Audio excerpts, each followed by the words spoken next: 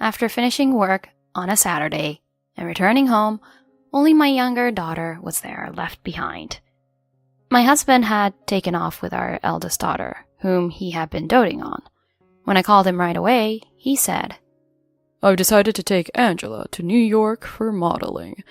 I don't want to deal with you guys anymore, so hurry up and divorce me." "What? You're just going to leave us like that?" "Yup.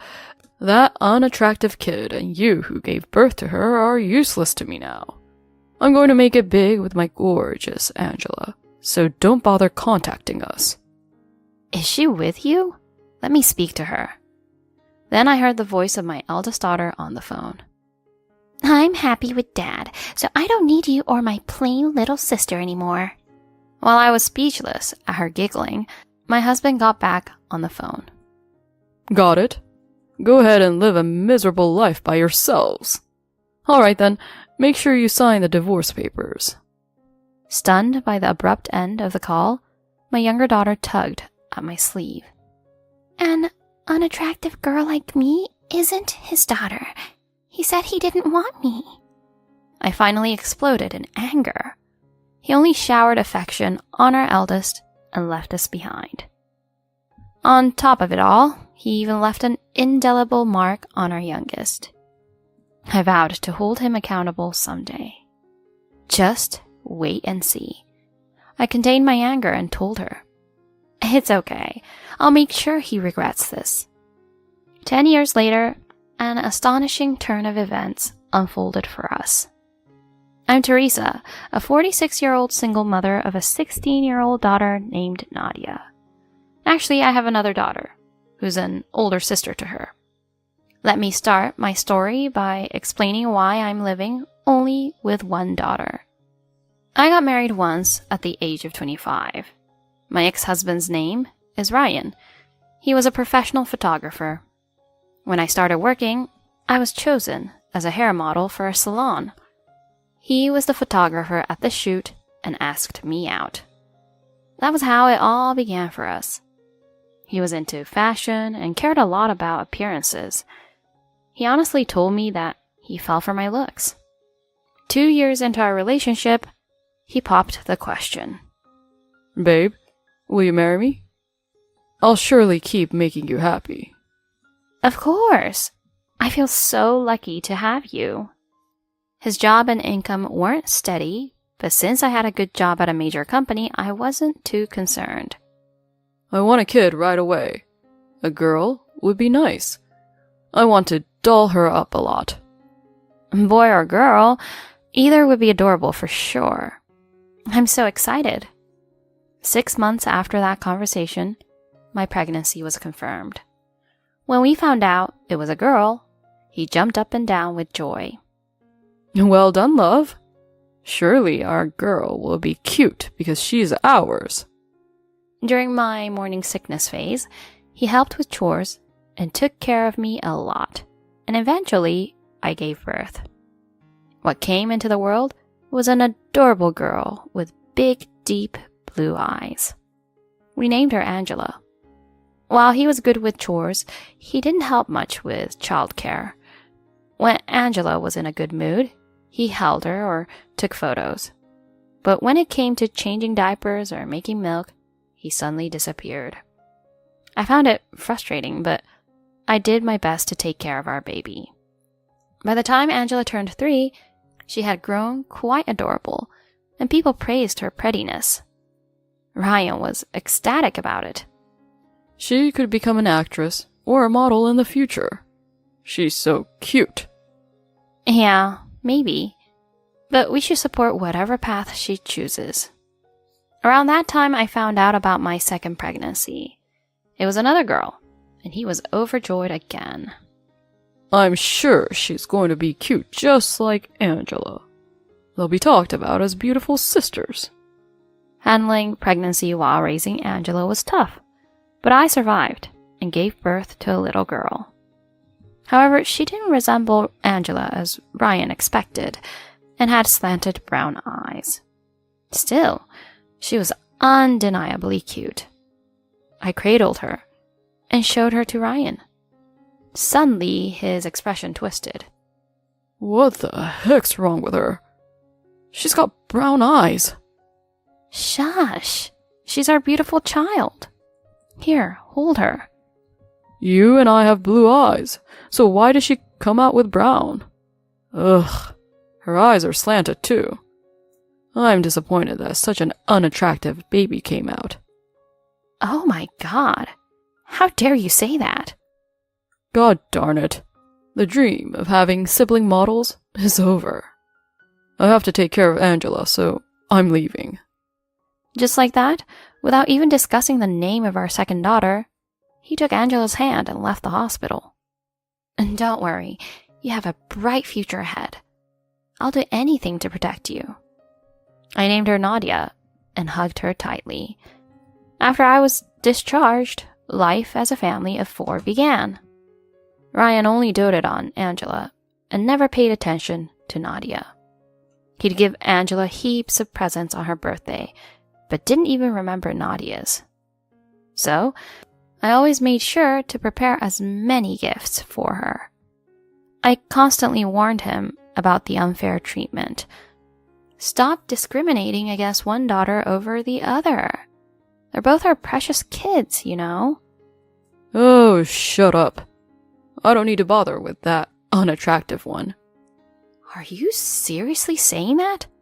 As a parent, that's outrageous. Come on. She probably got brown eyes from your dad, you know? Indeed. My dad did have brown eyes. The gene must have skipped a generation. But what was the problem with it? So what if she doesn't have blue eyes? I don't care about the plain-looking kid. You gave birth, so take responsibility for raising her. I'm busy taking care of Angela, so don't bother me. He became cold, not only toward Nadia, but to me as well, blaming me for her look. When Angela was in 1st grade and Nadia was in preschool, Nadia made it to the final during the dance competition. Do you think Dad will be proud of me? I reassured my worried little daughter. He sure will be. Let me play some music, and you can dance for him when he comes home. So when he returned, I had her do just that. She tried so hard, hoping for praise from her dad. She was amazing, even leaving aside parental bias. Did you like it, Dad? I did my best. After finishing the dance, she ran to her father, but to my horror, he pushed her away. Like I care. Wasting my time. Even if you danced well, it means nothing, you know? If you had good looks like Angela, it would have been different. Shush, honey. When I intervened, Angela suddenly appeared, smirking. The not-so-cute one tried so hard but failed. Angela, watch your mouth. She was excellent. I scolded her immediately, to which Ryan glared fiercely at me. Don't talk to my girl like that. And then he took her to the bedroom for their nightly bedtime movie. I want to watch a movie with Dad too. All I could do was hug Nadia, who trembled, fighting back her tears. After that, Ryan continued doting on Angela, ignoring Nadia. I dedicated myself to giving more love and attention to Nadia. Time passed, and Angela turned 9, and Nadia was 6. One day, I had to work on Saturday, so I left the girls with Ryan. When I hurried home in the evening to make dinner, I found Nadia alone, waiting for me. Hey, Nadia, where's Dad and Angela? Dad took her and left, she whispered tearfully in a small voice. Checking the rooms, I noticed some of their belongings were missing. Moreover, there were divorce papers on the table. I called Ryan immediately, and he picked up after a few calls. Hello? What do you want? What do you mean you left? Is Angela with you? And what are these divorce papers? I fiercely rattled on in one breath, and he answered irritatedly. Stop hissing. I decided to take Angela to New York for her modeling. I don't need you or Nadia anymore, so divorce me quickly. What? You're just going to leave us like that? Yep. That unattractive kid and you who gave birth to her are useless to me now. I'm going to make it big with my gorgeous Angela, so don't bother contacting us. Where is she? Is she with you? Let me speak to her. Then I heard her voice on the phone. I'm happy with Dad, so I don't need you or my unattractive little sister anymore. While I was speechless at her giggling, Ryan got back on the phone. Got it. Go ahead and live a miserable life by yourselves. Alright then, make sure you sign the divorce papers. Stunned by the abrupt end of the call, my younger daughter tugged at my sleeve. An unattractive girl like me isn't his daughter. He said he didn't want me. I finally exploded in anger. He only showered affection on our eldest and left us behind. On top of it all, he even left an indelible mark on our youngest. I vowed to hold him accountable someday. Just wait and see. I contained my anger and told her, It's okay. I'll make sure he regrets this. Then, I hugged her in my arms tightly. After that, I went through with divorce. Ryan and Angela started living in New York City, but they blocked my number, so I didn't know their whereabouts. I worked while earnestly raising Nadia. The words and abandonment by her father deeply scarred her, and she remained unstable for a while. One day, I took her to check out a dance class. Remember, you were good at dancing. Want to try it out? Can a girl like me be accepted? Don't say that. You shine when you're dancing. She finally smiled and started going to the dance class enthusiastically. From then on, we built a strong bond of mutual support and solidarity. She willingly helped with the chores, excelled in school, and grew into a wonderful young adult. Years passed, and she turned 16 and started attending high school. While spending time at home as usual, the doorbell rang suddenly. Much to my surprise, I saw a completely transformed Ryan and Angela standing there. He looked emaciated, his head full of gray hair, visibly aged. Angela, on the other hand, retained her facial features, but had gained a lot of weight. Please leave. As soon as I said that, they forcibly barged into the house. Ryan went straight to Nadia and looked her square in the face. I can't believe this. You're really the sought-after backdancer, Nadia.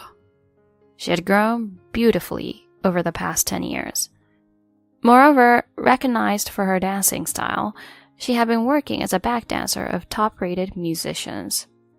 Though her looks may be ordinary, her dance techniques were highly praised compared to the others at her age, making her one of the most wanted dancers in music videos. Facing them, she silently placed her glass down and looked at the two. Nadia, do you remember me? I'm your dad. I never expected you to become this successful. I saw you on TV and couldn't believe my eyes. You're my proud daughter. Did you come back just to say that? When I intervened, he glared at me intensely. Shut up. Why didn't you tell me about her success in the first place? I had no obligation to do so. He always favored Angela and left us. Remember? He cursed me under his breath, and then turned to Nadia once again to flatter her. Listen, Nadia, we came all the way today with a request. Can you introduce Angela to your connections? What in the world? I involuntarily let out a screech.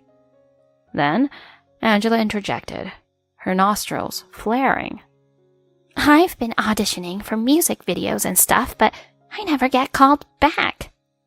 No modeling gigs either. How is it possible that someone as beautiful as me is unknown, while a plain Jane like you is all over the media?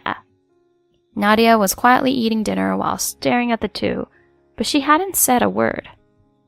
Hey, Nadia, If you recommend her, you guys will be famous as the beautiful sisters.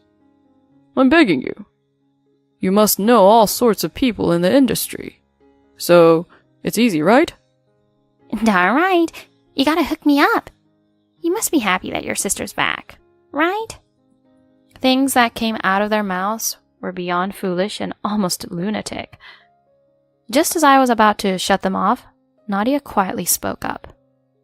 Who are you guys? Huh? They were perplexed, looking at each other, but they quickly grew angry. Are you mocking us? I'm your father who raised you. So rude. We're family, aren't we? Nadia cut them off bluntly. My family is just my mom. I don't know you people. Your mom? Nadia glanced at me, to which I replied with a nod. She's right. Please, leave now. At that moment, Ryan shoved me hard. Don't act so high and mighty, you wicked witch. Nadia rushed to my side, her face boiling with anger. What the heck, Baldy?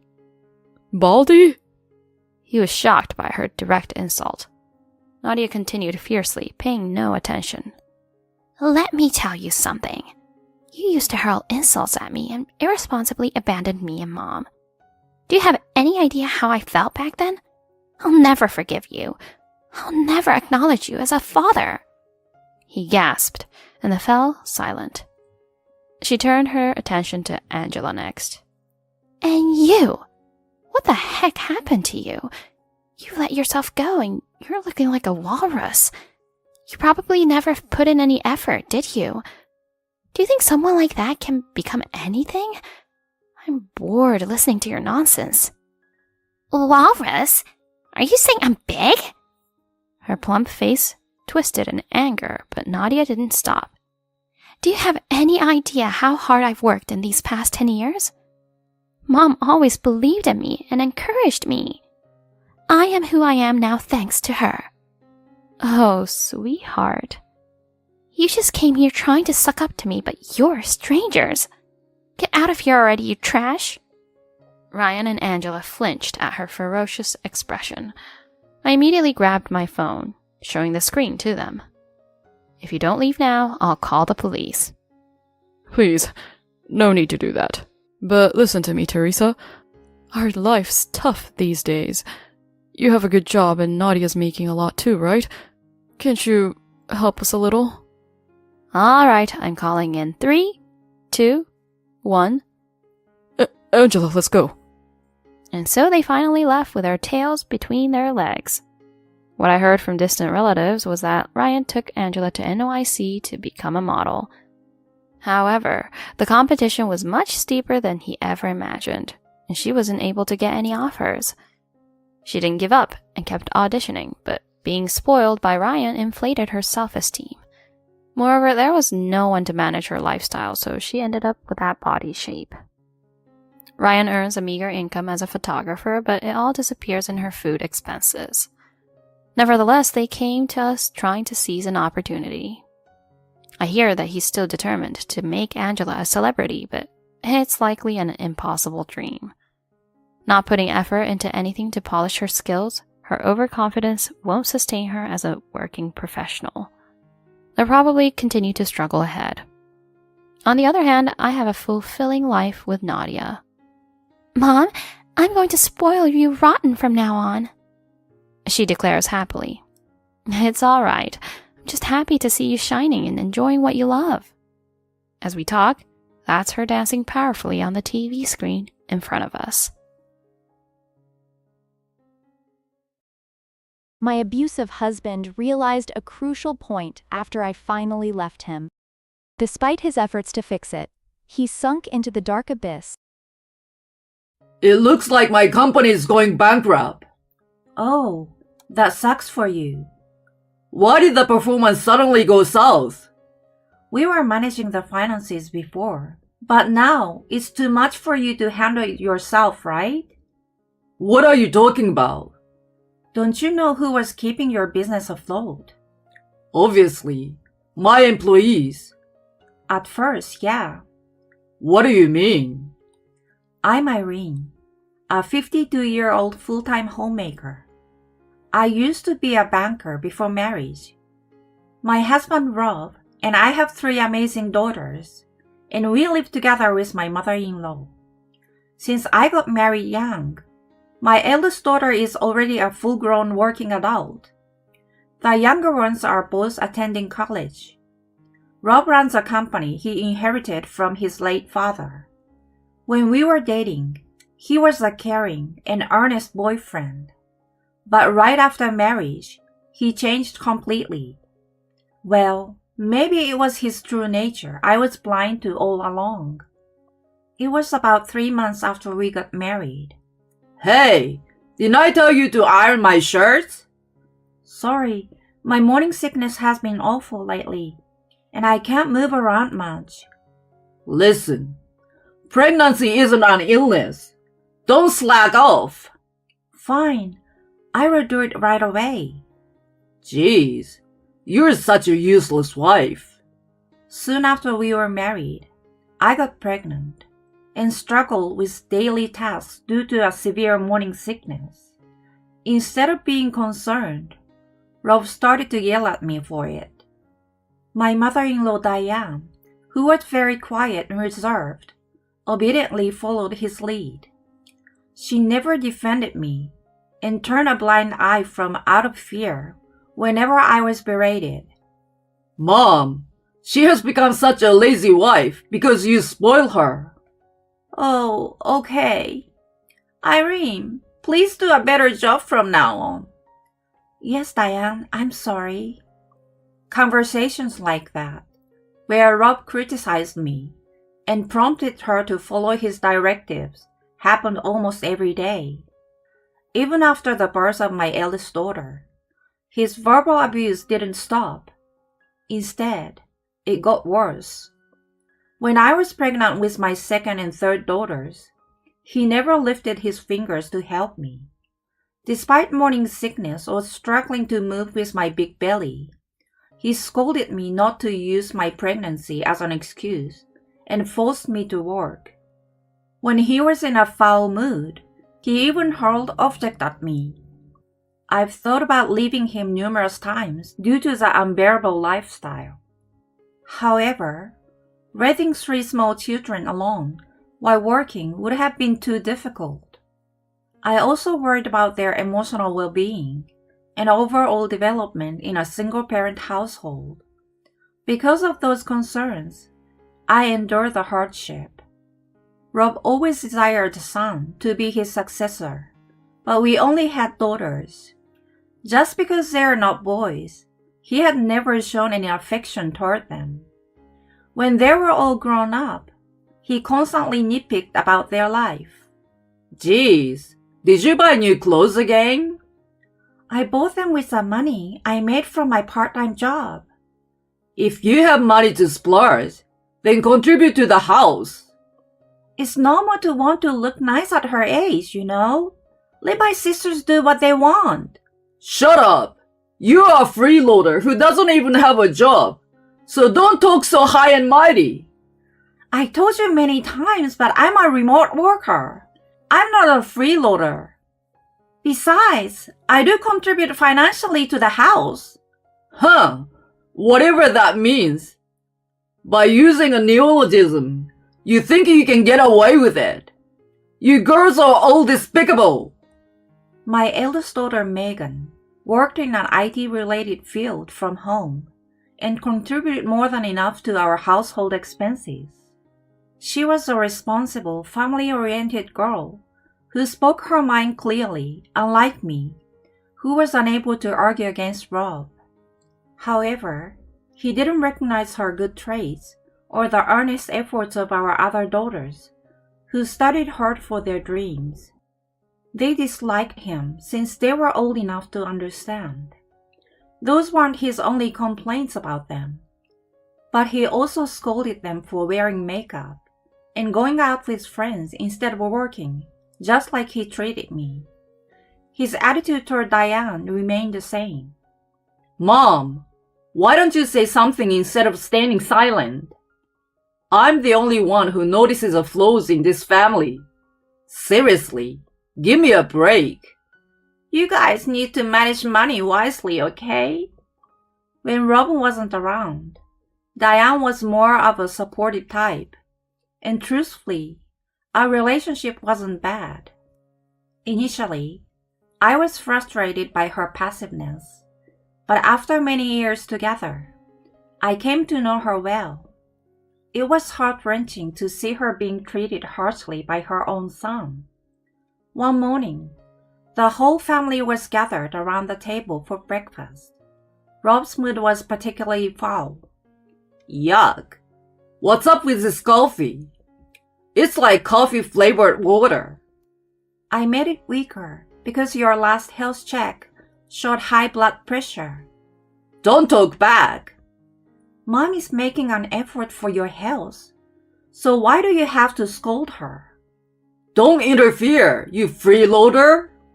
He was furious and hurled his mug, which flew towards Megan, striking her forehead and splattering coffee all over her. Oh my God, Megan! I immediately took her to see a doctor. Fortunately, there wasn't any cut or burn, but just a bump on her forehead. I felt a rage toward Rob that I'd never felt before. When we returned from the doctor, my younger daughters came running. Are you okay, Megan? You won't have any scars, right? The doctor said it was okay. Don't worry. Though Rob looked apologetic seeing their concerns, he uttered something unbelievable to Megan.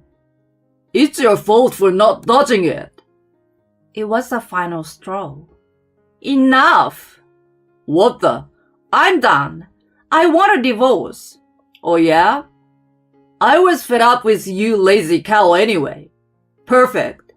Let's divorce. I brought out a filled-out divorce petition form, which I had kept in my drawer in case, and shoved it in front of his face. I will submit it ASAP. Fine. But you know a stay-at-home wife like you can't survive after a divorce. Good luck. You will see. I think you will need more luck than me, as it's going to be tough for you from here on. Seriously, enough with the tough front. Hooray! Our marriage is finally over. Phew, I feel reborn. Oh, and take the brat with you. I will take the house and car as compensation. Compensation, huh? Got it. A few days later, my daughters and I packed our things and went to my parents' house.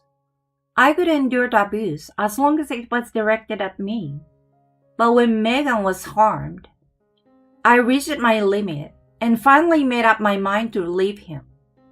Upon arriving, my parents warmly welcomed us. I had never told them the truth about my marriage to avoid worrying them before, but I recounted everything that happened at that point.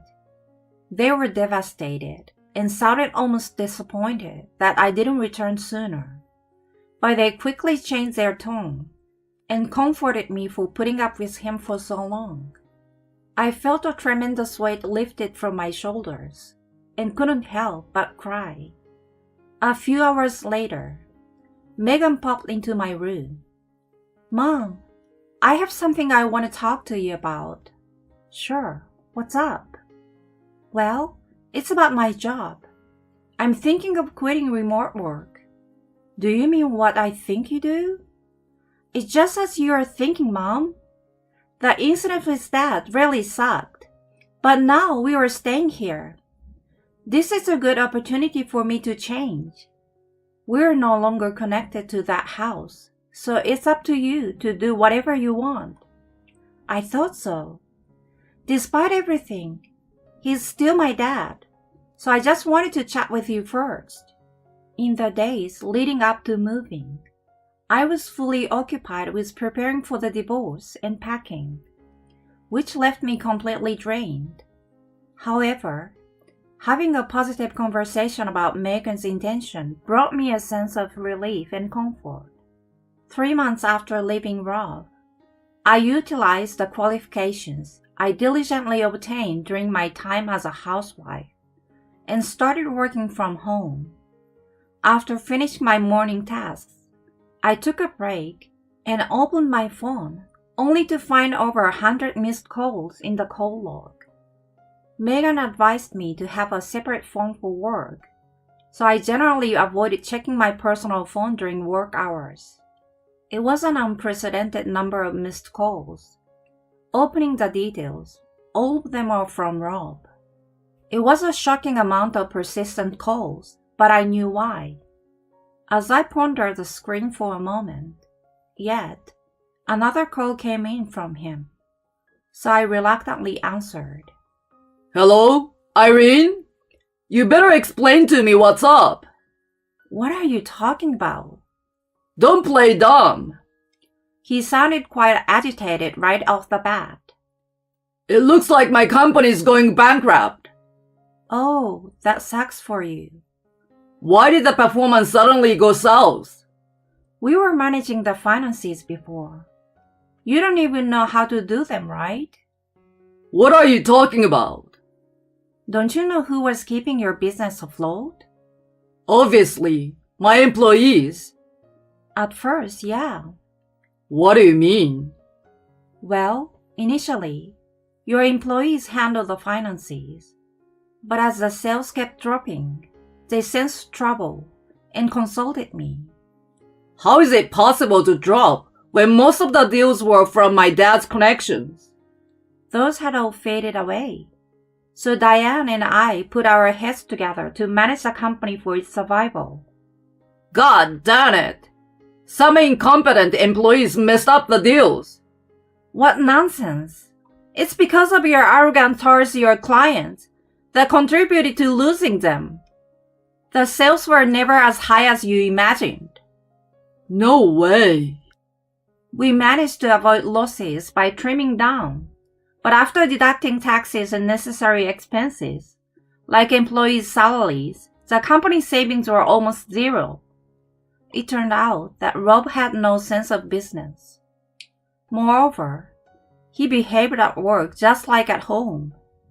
Because of that, the trust his late father built with the clients crumbled quickly. Diane and I were handling the company's finances behind the scenes. He sounded unconvinced by the fact, but he continued. And guess what? My house might get seized. Well, that makes sense. I might become homeless. Why is this happening all at once?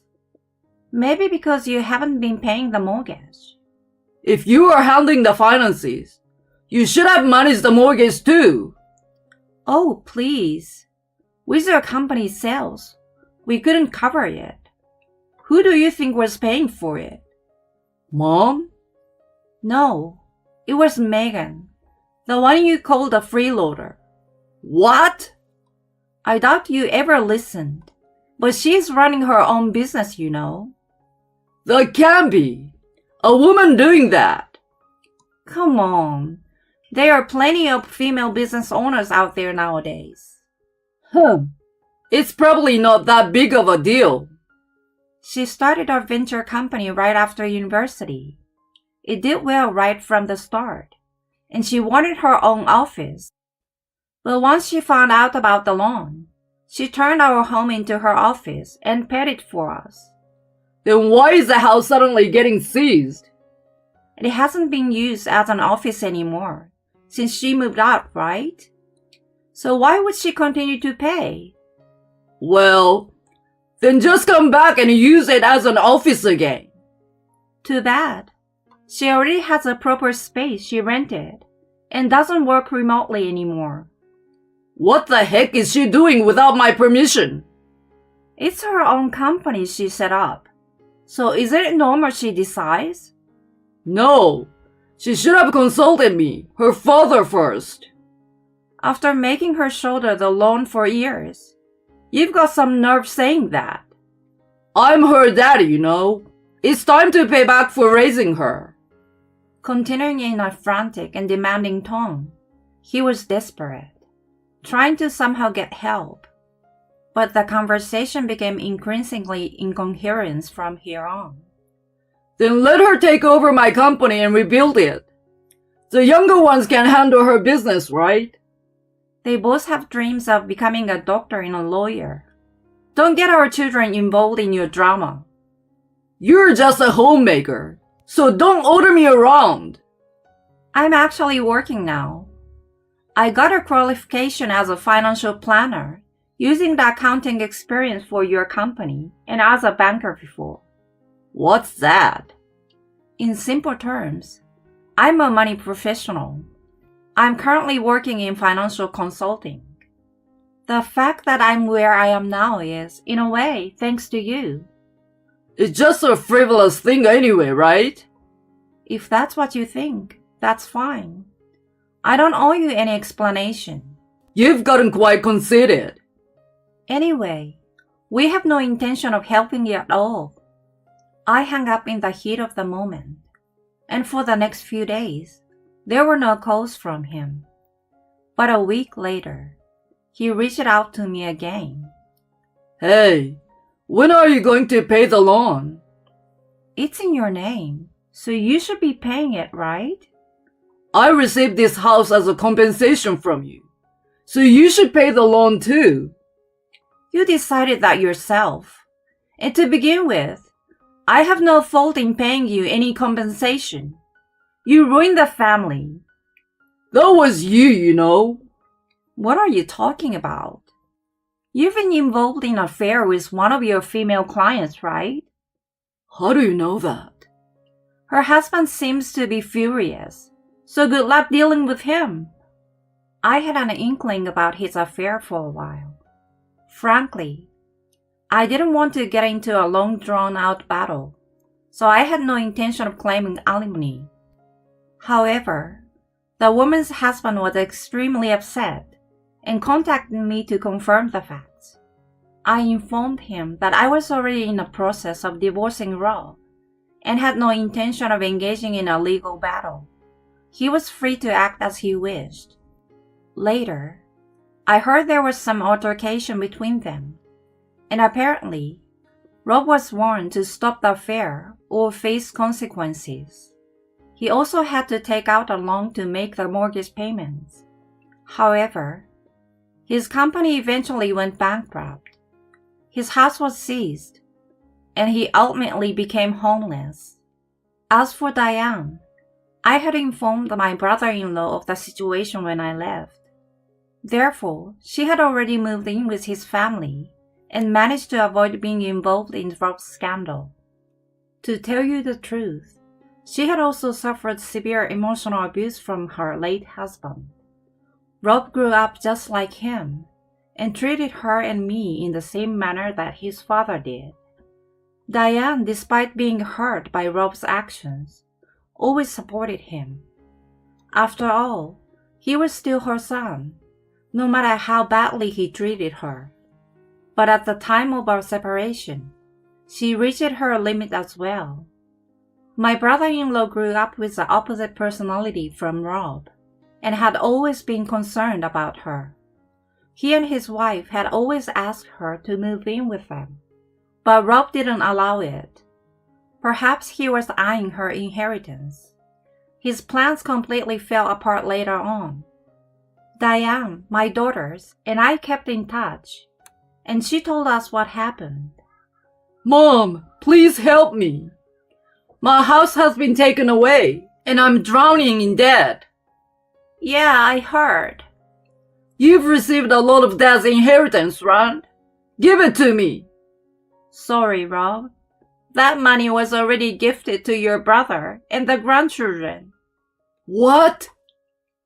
You are my beloved son, and I didn't want to abandon you.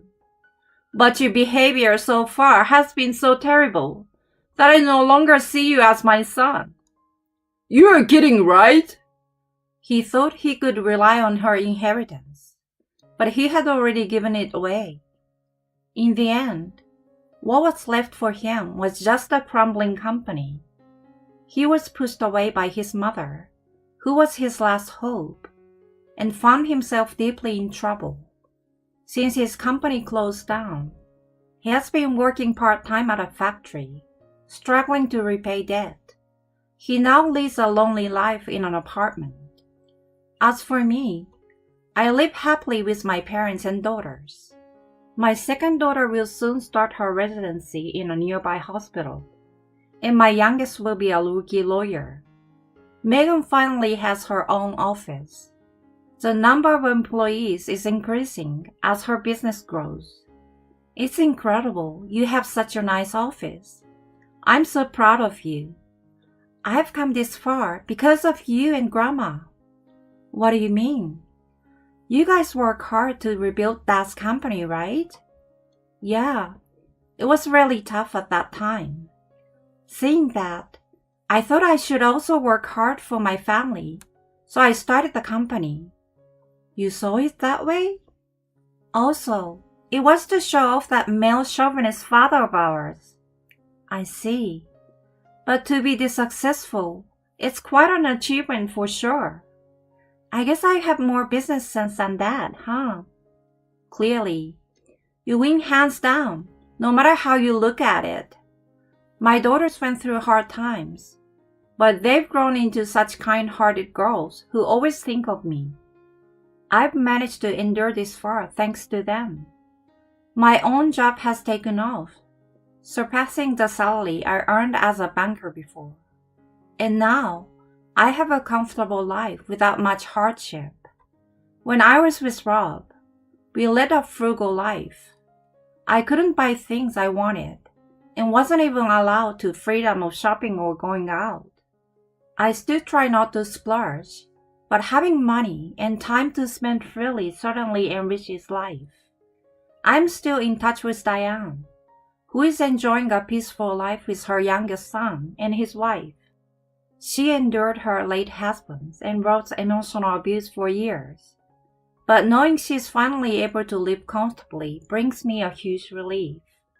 My marriage was tough, but now being surrounded by people I love and seeing my daughters thriving in their own lives brings me the greatest joy. After 15 years of working hard for my marriage, my husband hit me with a divorce.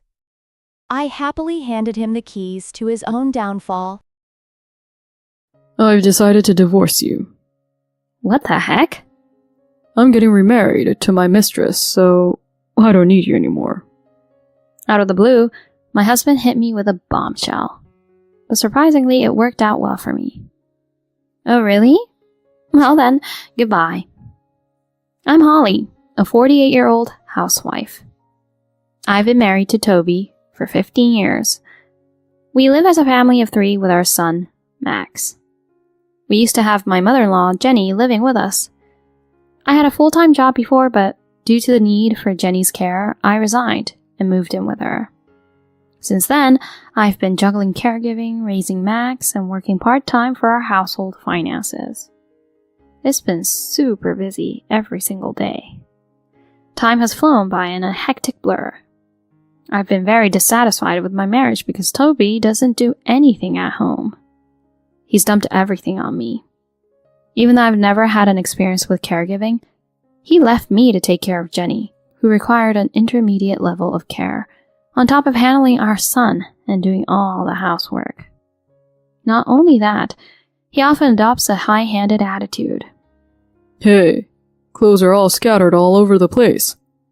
Oh, sorry about that. Max threw them around. Then pick them up right away, or scold him and make him pick them up. I was just helping your mom to the bathroom. Don't talk back to me. You're my wife. Act like it. Keep quiet and just do what you're supposed to do. He yells at me like that. I find myself gradually unable to argue back. I think no matter what I say, he'll just get angry. For him, his mood is the most important, and if anything spoiled it, he blames me for everything. He has a nasty temper. I often wonder how things ended up like this. When we were dating, he was loving and caring. He treated me very well and tried hard to make our dates enjoyable. I thought I'd have a happy marriage with him, so I enthusiastically accepted his proposal. But when I opened that lid, I found nothing but a terrible husband who engaged in emotional abuse. Still, I didn't resort to a divorce, probably because of my strong sense of responsibility. I couldn't abandon Jenny, and I wanted to raise Max properly. So, even when Toby treated me awfully, I endured it for their sake. Well, there might have been a part of stubbornness on my part too. I wanted to handle the housework and parenting well to shut him up. There was a competitive streak in me. In any case, I didn't want to give up halfway. If I divorced him and ran away then, I would have surely regretted it. No matter what I did, thoughts of Jenny needing care and Max would have kept haunting me. If so, I didn't think I could spend the rest of my life happily. So I didn't take the path of divorce. Although I'm not sure if it was a good or bad decision now, but well. I busted my butt trying to balance housework, parenting, and caregiving. I had even taken up a freelancing job from home in the middle of it all. Toby's spending habits were reckless. We often struggled to make ends meet. So, I decided to use my experiences to start the side gig. At first, it didn't bring in much income, but gradually the rewards started coming in. I realized I could still do anything if I set my mind to it. I had even busier days after that.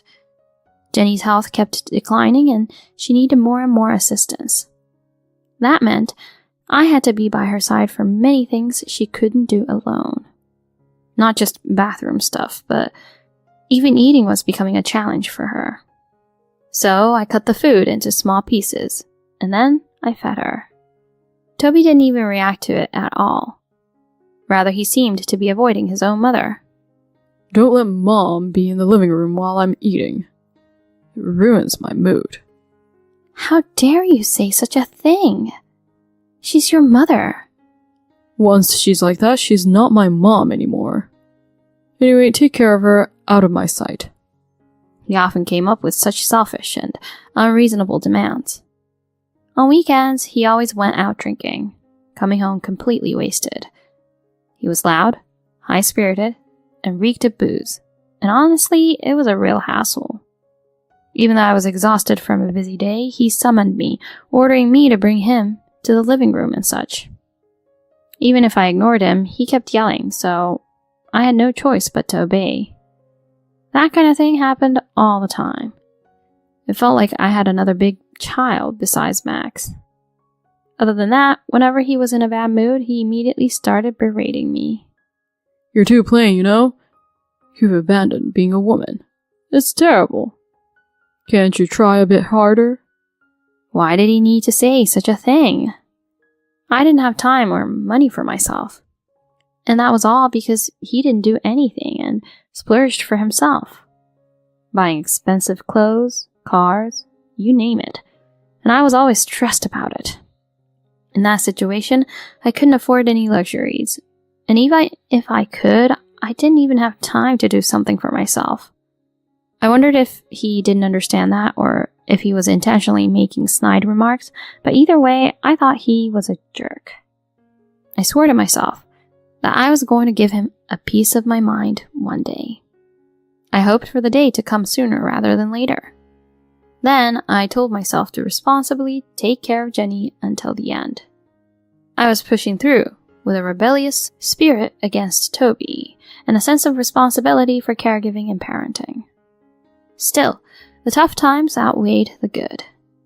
While Max was growing up just fine, seeing how Toby was treating me, he started acting out against me. Hey, old lady. I have a field trip tomorrow, so give me some money. Who are you speaking to? Don't call me old lady. Shut up. Just do what you're told.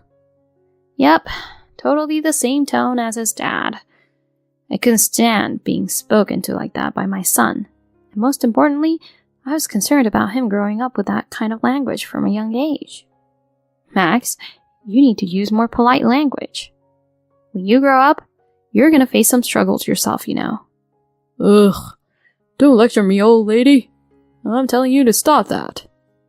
No matter how much he rebelled against me, I tried my best to straighten him up. But he seemed to be heavily influenced by his dad. He never cleaned up the dishes after eating, just like Toby, and he always played games instead of studying. No matter what I said, he kept up with a rebellious attitude. When he entered middle school, puberty hit, making it even harder to relate. He didn't tell me anything that happened at school and didn't show me any school notices. I often had to rush to prepare things at the last minute. Seeing me in a frenzy, he just laughed out loud, and Toby insulted me, saying I was incompetent. I kept trying to figure out how to communicate with my son. I wondered if changing my approach would work. So, I tried being extremely nice, but he just got more arrogant. I was at the wit's end, as he kept playing games all the time and staying out late at night. Even though I scolded and guided him many times, he responded with insults every time. As he got older, he stopped listening altogether. When I found cigarettes in his room, I scolded him severely. But he just said everyone did it and showed no remorse. I thought it was better for Toby to reprimand him in that case, so I spoke to him. But he just said it wasn't a big deal as a lot of people smoked in his time too. With things like that, it was impossible to make Max into a decent adult. I didn't know what else to do anymore. I had to do housework, take care of Jenny, and work for a living. With too much to do and think about it, I was exhausted every day. I was amazed I hadn't broken down physically. I was truly grateful to my parents who gave me a sturdy body. While enduring those tough days, time flew by. My marriage surpassed 15 years, and Max became a high school student. Then, Jenny fell ill and required hospitalization. I visited her every day. Just the removal of caregiving reduced physical exhaustion significantly, so honestly, it was a relief. Nevertheless, I had decided to take care of her until the end, so I faithfully went to see her at the hospital. Toby and Max never showed any concern for her. As far as I know, they never visited her. During her hospital stay, Jenny often thanked me. "I've caused you so much trouble. We're not blood related, but you diligently took care of me." I always respected that. "And I've always felt sorry about it." "Oh, Jenny, please, don't worry about that." No, it's not that simple. I've really made you go through a lot by making you do everything. I'm especially sorry about Toby. I never thought my son would have such a terrible attitude. If my late husband and I had given him better guidance. No, it's not your fault. Don't feel responsible.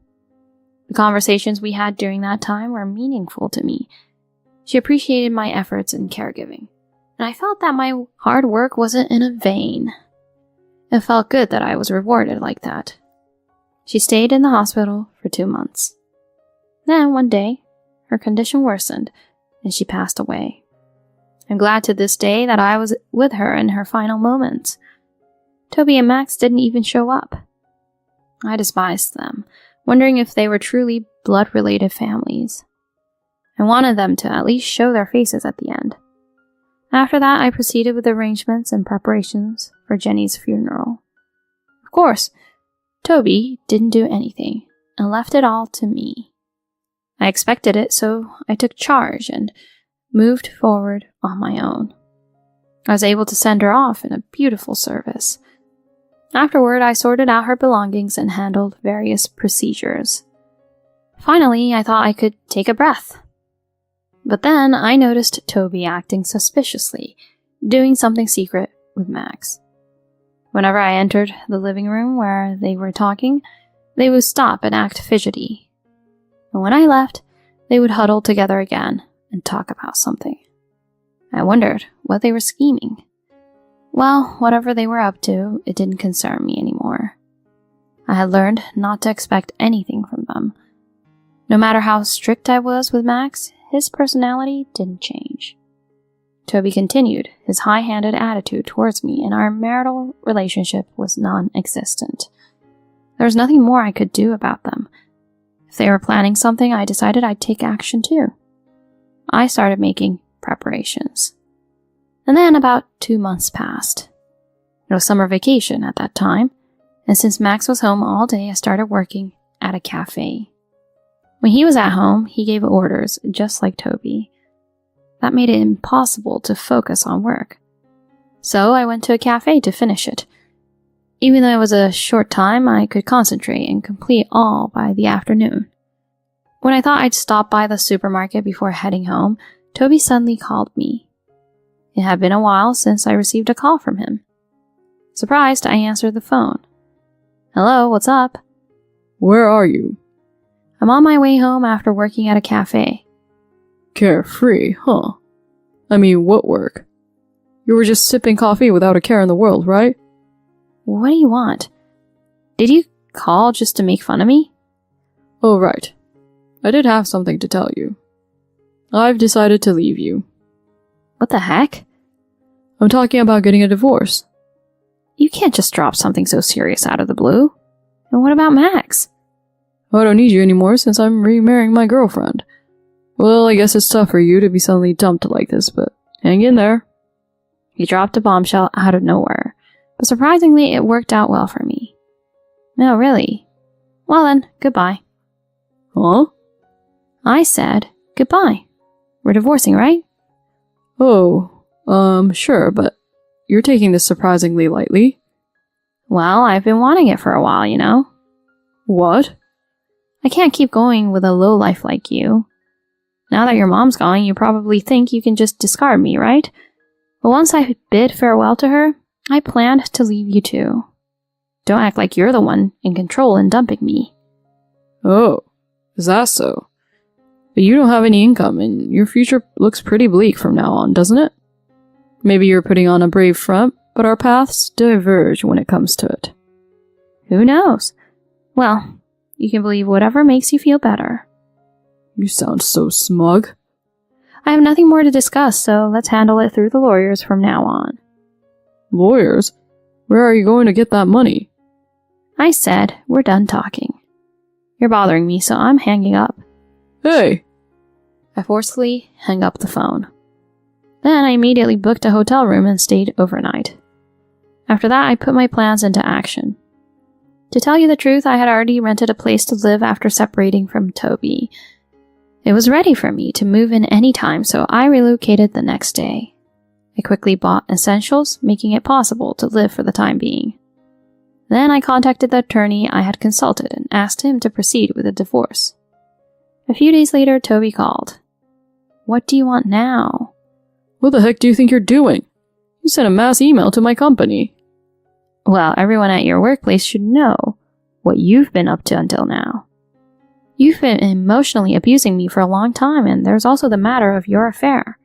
The evidence photos were attached, right? You can't deny it anymore. How dare you? Because of that, I became a laughingstock. My boss even cut me out of the big project I was leading. Oh, well, can't blame him. People with personality issues probably shouldn't be in positions of authority, right? What you've done is just despicable as a person. God, are you seriously going to demand alimony? I have been supporting you financially all this time. Wasn't that enough? Of course not. I'll take whatever I can get. Ugh, even if you succeed in squeezing money out of me, remember, you're still beneath me. Is that so? I make a decent income as a freelancer. Now that I don't have to take care of you and Max, I'm increasing my work volume. There's no problem living on my own. You're kidding me. Anyway, I won't be talking to you anymore. Follow the lawyer's instructions and handle the procedures precisely. If you refuse or ignore them, I'm ready to fight in court. Ugh. After that, Toby finally agreed to my demand and paid the alimony. I received about 50% of his annual income in a lump sum. A few months after I started living alone, I received a call from Max. Hello? What on earth do you want? Mom, please help me. I'm not your mom, though. What are you saying? Just help me, please. What happened? I got caught shoplifting and the store is about to call the police. Oh, wow. I'll give you the location, so come quickly and apologize together. Why me? Because you're my mom. Oh, I see. Your dad hasn't told you yet, huh? What are you talking about? You're my stepson. What? When you were 1 year old, your dad and I got married, so we're not biologically related. You're a stranger to me now that I'm not with your dad. No way. He was left speechless upon learning the unexpected truth. Well then, why not ask your mom-to-be for help? A young and cute girlfriend of your dad. Ugh, that woman just lazes around at home all day and goes out having fun without paying any attention to me. So I can only rely on you, Mom. I see. Well, too bad for you. I don't want anything to do with you anymore. You should just accept the consequences and obey what the officers tell you, okay? What? No, please, help me. Nope. Bye. I hung up and blocked any further calls. Later, I found out from Toby's relatives that Max was taken to the police station. He was also investigated at school and ended up getting expelled for various reasons, including being caught smoking. He became a shut-in, and he and his new mom-to-be constantly fought. She apparently couldn't handle the situation and eventually left the house. Toby's now single, taking care of a son who does nothing, and stays at home, all while facing cold glares at work as the abusive cheater. It's a tough situation, but he brought it on himself. On the flip side, I'm enjoying my comfortable new life. Work is coming in steadily, income is growing, and life is pretty easy. I'll keep working hard, build up some assets, and occasionally treat myself to a bit of luxury. I'm planning to live a fulfilling life from here on out. On my 35th birthday, my husband calls me dropout old lady, leaves with daughter, gifts divorce papers. My revenge leads to... Education doesn't matter. I'll make you happy. He comforted me, a poor girl who had lost her parents in an accident. But now, he constantly berates me, saying, Just a middle school dropout. The man I knew back then is gone. Even my daughter easily left me. I can't forgive this. I've worked hard for my husband and daughter. To get back at them, I've decided on a certain revenge. My name is Teresa, 21 years old. My husband Dexter is the same age as me and still a college student. There is a reason he got married while in school. I lost my parents when I was in middle school. He was the one I was dating at the time. Losing my parents was hard, but I was more lost about how to live without a family. I was too depressed to focus on studying for exams. Eventually, I had to quit school due to mental and financial reasons, and started working right after middle school. That's when he told me, Don't worry, I'm here for you. I was hesitant about not going to high school, but he said, Education doesn't matter. I'll make you happy. Dexter. Looking back, maybe he said it in the heat of the moment. But he kept his word and married me. After working since middle school, I quit my job when we got married. The reason was simple. I was pregnant. Pregnancy was enough reason to quit, but I also did it for my husband. He was studying hard to become a certified public accountant. A certification would expand his job opportunities and increase his salary. He often said, I'm doing this for you and our baby. He was so hopeful then. I wanted to support him. If he passed his exam and got a job, our life would stabilize. We'd make happy memories as a family of 3. But things didn't go smoothly. A year later, he failed the exam. He was devastated by the failure. Without discussing it with me, he decided to work for a regular company. I asked him, Are you sure you want to give up? Give up what? The CPA exam. You always wanted that certification. But my words seemed to infuriate him. He glared at me and yelled, Shut up, you dropout. I don't need your pity. Whoa, Dexter. What's wrong with you? Don't butt in. You're too dumb. Just keep quiet and listen. How could you say that? His attitude changed after that. He lost all kindness and compassion, constantly berating me for trivial things. Stupid dropout. Middle school dropout. You're stupid. So just shut up. It became his bad mood mantra. His verbal abuse escalated, even in front of our daughter. Don't just lounge around. Get a job, dropout. But Sarah is still young, and I need to find daycare if I was to work. Hurry up and handle it then. Can't believe you haven't started looking yet. You're useless.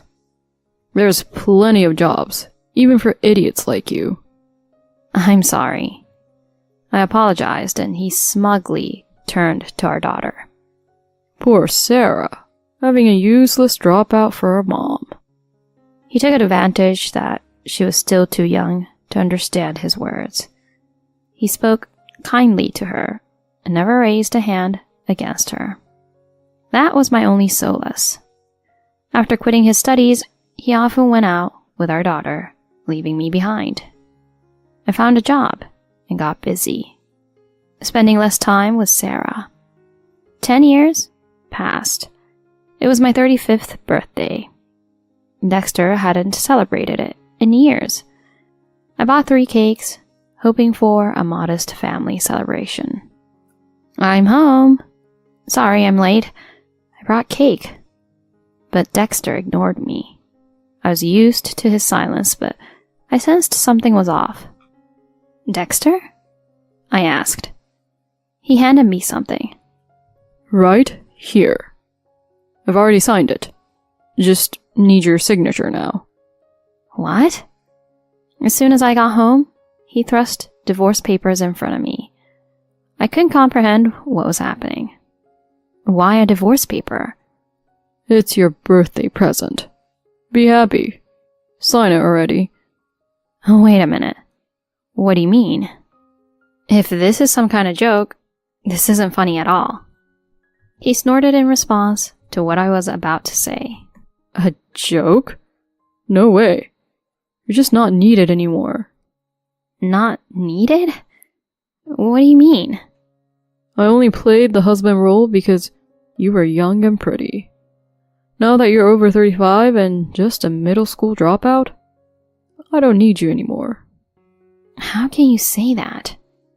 Suddenly, I felt a gaze and looked towards the door where my daughter stood. She had heard her father's tirades before, but this was different. She shouldn't hear about a divorce. I tried to remain calm and spoke gently to her. Sarah, I'm sorry. Your dad and I are discussing something important, so please, go to your room. Shut up, old lady. I was speechless at her harsh words, something I had never heard from her before. Just so you know, I don't consider you my mother. You've always neglected me for work. You're the worst. Wait, it's not like I neglected you. Oh, really? Then I wonder why it's always been Dad who took me out. That's because he chose to take you out without... What? Blaming him? Weren't you just out with other men under the guise of work? Sarah? Why would you say that? Shut up! Just leave. Wait, Sarah. Please listen to what I have to say. I said shut up. You're not part of this family. It seemed my husband had filled her with lies. Her angry, unfamiliar expression left me paralyzed. Watching me, Dexter smirked triumphantly. How did it come to this? When did Sarah start talking like this? I tried to explain multiple times, but she wouldn't listen. On my 35th birthday, I lost my place in this family. I had lived for my husband and daughter, balancing household, childcare, and work. Yet I faced such betrayal. I'll give you your share of the property, but I'm taking custody. Get out of this house immediately. I left the house reluctantly, abandoned by my husband and daughter. I couldn't stay there anymore. Later, I rented an apartment with the little savings I had. Lying on the floor, tears naturally flowed. How did it come to this? Education doesn't matter. I'll make you happy, He had said. I'd been ridiculed for my education before, but never by my own family. Unforgivable. I couldn't let it end like this. I was determined to prove him wrong, my tears turning into resolve.